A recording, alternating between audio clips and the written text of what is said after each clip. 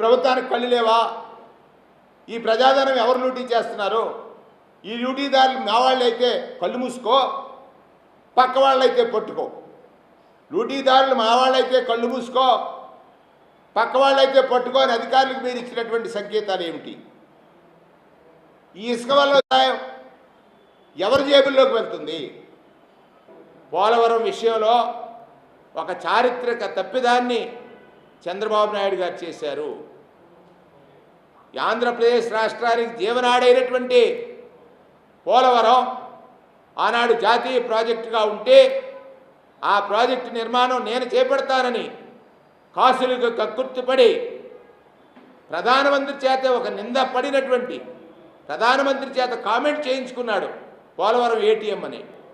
అటువంటి పోలవరాన్ని ఎత్తు తగ్గిస్తుంటే దానికోసం ప్రయత్నించకుండా వారి ఎంపీలని, అంటే ఈ రాష్ట్రం యొక్క పరువు ప్రతిష్టలు పోయేటట్టుగా పార్లమెంట్లో మనం విమర్శ